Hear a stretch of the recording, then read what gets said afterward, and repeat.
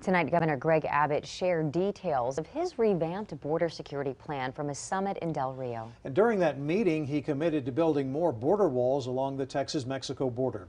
KXAN's Wes Rappaport has more from Del Rio. This group of close to 24 migrants stumbled out of the banks of the Rio Grande, and within minutes, Border Patrol agents rounded them up.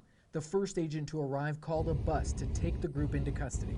This group made it only feet into the United States.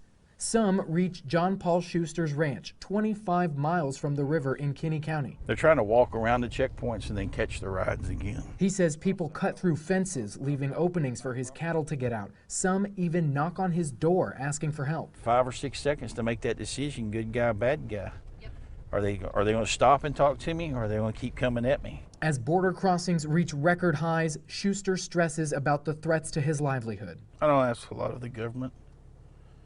I work hard, we work hard, pay our taxes, that's justifiable, but we need help. Governor Abbott invited Schuster and other landowners to Thursday's border summit. Flanked by his top public safety, military, and emergency management officials, Abbott announced he was creating a task force to tackle border and homeland security issues and come up with solutions to slow the flow of illegal immigration and drugs. Next week, I will be issuing a new disaster declaration, creating an enhanced border security plan.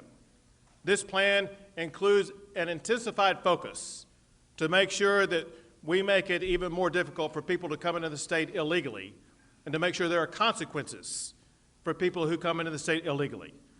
What this will do, it will focus on making arrests. Schuster says he was encouraged by Abbott's announcements, but migrant advocates say the state's approach might not yield the intended results. Texas governors in the past have also tried sending National Guard troops or Department of Public Safety officers to the border, and we've seen little, if any, effect of that. Governor Abbott also announced Texas would partner with the state of Arizona to ask other states to send law enforcement resources to help address border crossings.